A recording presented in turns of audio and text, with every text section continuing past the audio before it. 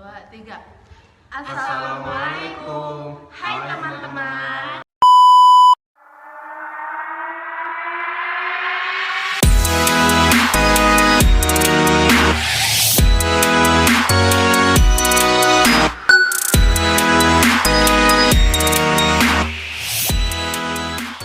Assalamualaikum. Hai teman-teman. Baiklah, di sini kami akan membahas mengenai kesebandingan hukum. Baiklah, kami ingin memperkenalkan diri. Selamat menyaksikan.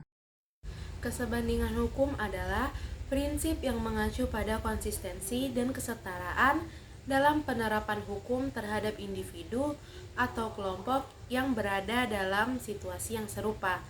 Jadi, prinsip ini menekankan bahwa hukum harus diterapkan secara adil dan sejajar kepada semua orang tanpa memandang status sosial, agama, ras, atau faktor diskriminasi lainnya.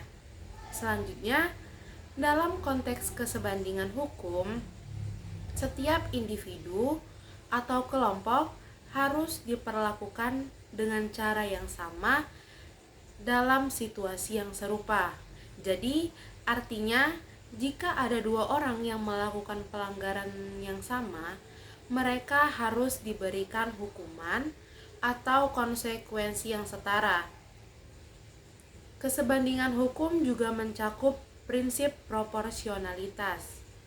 Maksudnya, di mana sanksi atau hukuman yang diberikan harus sebanding dengan kejahatan yang dilakukan. Dalam hal ini, hukuman yang diberikan tidak boleh terlalu berlebihan atau terlalu ringan. Prinsip kesebandingan hukum ini penting untuk menjaga keadilan dan kepercayaan masyarakat terhadap sistem hukum dengan menerapkan hukum secara konsisten dan sejajar, serta diharapkan dapat menciptakan lingkungan yang adil dan harmonis bagi semua warga negara. Nah, berikutnya itu kesebandingan hukum melibatkan beberapa prinsip dan aspek yang harus dipertimbangkan. Berikut adalah beberapa hal yang terkait dengan kesebandingan hukum, yaitu yang pertama, kesetaraan perlakuan. Nah, prinsip ini menekankan bahwa hukum harus diterapkan secara adil dan setara kepada semua individu atau kelompok yang berada dalam situasi yang serupa. Jadi, artinya itu tidak boleh ada diskriminasi berdasarkan ras, agama, gender, atau faktor lainnya. Yang berikutnya itu yang kedua, proporsionalitas. Nah, jadi hukuman atau sanksi yang diberikan harus sebanding dengan kejahatan atau pelanggaran yang dilakukan. Prinsip ini menghindari hukum yang terlalu berlebihan atau terlalu ringan. Selanjutnya itu yang ketiga ada konsistensi. Nah, konsistensi yaitu hukum harus diterapkan secara konsisten dan tanpa ada perbedaan perlakuan yang tidak adil. Prinsip ini menekankan bahwa keputusan hukum harus didasarkan pada prinsip-prinsip yang sama dan tidak terpengaruh oleh faktor-faktor eksternal. Yang keempat ada kesetaraan akses ke hukum, yaitu semua individu harus memiliki kesempatan yang sama untuk mengakses sistem hukum dan mendapatkan perlindungan hukum yang adil. Tidak boleh ada diskriminasi dalam akses terhadap keadilan. Baiklah, yang berikutnya itu yang kelima, prinsip hukum yang jelas. Nah, jadi prinsip hukum yang jelas yaitu hukum harus ditulis dengan jelas dan dapat dipahami oleh semua orang. Prinsip ini menjamin agar individu dapat mengerti hak dan kewajiban mereka sesuai dengan hukum yang berlaku. Prinsip-prinsip ini adalah beberapa aspek yang terkait dengan kesebandingan hukum. Penting untuk menjaga agar hukum diterapkan secara adil dan sementara untuk menciptakan masyarakat yang adil dan harmonis.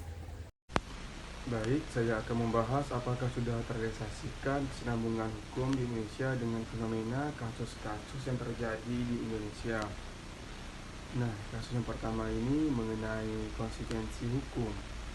Nah, ini kasus yang pernah booming di halayak masyarakat Indonesia, yaitu skandal video syur Gisela Anastasia dan Mikhail Yukinobu De Freitas. Pada mulanya, Polda Metro Jaya menetapkan Gisela Anastasia alias GA dan MYD atas dugaan kasus video syur 19 detik yang beredar di media sosial beberapa waktu lalu. Dalam pemeriksaan polisi sebagai saksi, Gisel dan Mikhail sama-sama mengakui sebagai pemeran di video asusila berdurasi 19 detik tersebut. Tapi anehnya, polisi tidak melakukan penahanan terhadap Gisela Anastasia. Ada beberapa pertimbangan penyidik tak menahan Gisel.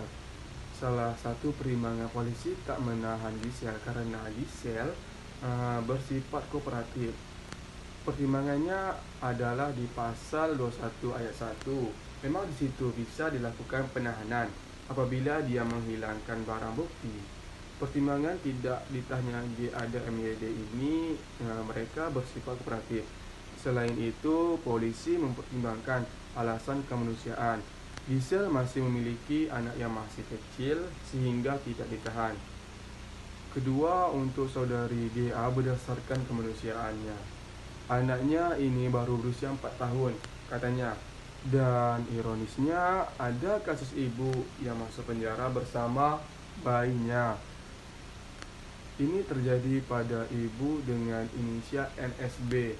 Pelita 2 tahun terpaksa ikut sang ibu NSB yang rutan bandar di rutan Bandar Lampung. Sang ibu ditahan karena terjerat kasus penjualan pil pelangsing badan tak berizin. NSB ditangkap Polda Lampung pada 2 Februari 2022. M. Rio Senanting, suami NB, mengatakan dirinya sudah meminta pihak Kejari untuk mengabulkan penangguhan penahanan karena anaknya masih menyusui. Kini balitanya terpaksa ikut tinggal di rumah tahanan. Sementara ironisnya anaknya yang kelas 3 SD tak bersekolah. Nah, di sini kita bisa lihat dengan jelas bahwasanya hukum di Indonesia itu tidak konsisten, di mana terlihat sekali keterpihakan kepada public figure, tetapi dengan rakyat biasa melangkahi hak asasi manusia seperti yang didapatkan Gisel. Nah, konsistensi hukum harus diterapkan secara konsisten dan tanpa adanya perbedaan perlakuan yang tidak adil. Prinsip ini menekankan bahwa keputusan hukum harus didasarkan pada prinsip-prinsip yang sama dan tidak terpengaruh oleh fakta eksternal. Seharusnya hukum itu konsisten, tegas, supaya kepercayaan publik ke hukum maupun ke aparat penegak hukum bisa terjaga. Nah, ada lagi nih fenomena kasus yang terjadi di Indonesia mengenai proporsionalitas hukum. Kasusnya yakini seorang siswa sekolah menengah kejuruan atau SMK Negeri 3 Palu diancam hukuman 5 tahun penjara di Pengadilan Negeri Palu, Sulawesi Tengah. Ia didakwa mencuri sandal seharga 30.000. Sedangkan di sisi lain, Pengadilan Tinggi DKI Jakarta memotong hukuman. Nah, ada lagi nih fenomena yang terjadi di Indonesia mengenai proporsionalitas hukum. Kasusnya yakni seorang siswa sekolah menengah kejuruan atau SMK Negeri 3 Palu diancam hukuman selama 5 tahun penjara di Pengadilan Negeri Palu, Sulawesi Tengah. Ia didakwa mencuri sandal seharga 30.000. Sedangkan di sisi lain, Pengadilan Tinggi DKI Jakarta memotong hukuman Joko Tejandra di kasus Irjen Napoleon Bonaparte dari 4,5 tahun menjadi 3 tahun 6 bulan penjara. menjatuhkan pidana oleh karenanya terhadap terdakwa dengan pidana penjara selama 3 tahun dan 6 bulan dan pidana denda sebesar 100 juta rupiah dengan ketentuan apabila denda tersebut tidak dibayar diganti dengan pidana kurungan selama 6 bulan.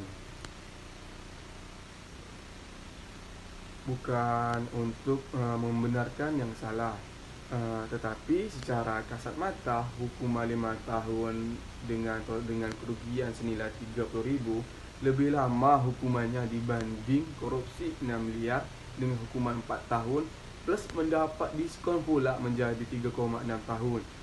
Seharusnya proporsionalitas hukum atau sanksi yang diberikan harus sebanding dengan kejahatan atau pelanggaran yang dilakukan. Prinsip ini menghindari hukuman yang terlalu berlebihan atau ringan. Sungguh ironi, bukan hukum negeri ini.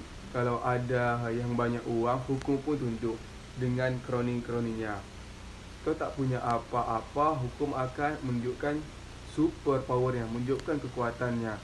Jadi secara fakta di lapangan bahwasanya kesinambungan hukum di Indonesia belum berjalan semestinya dan belum optimal dalam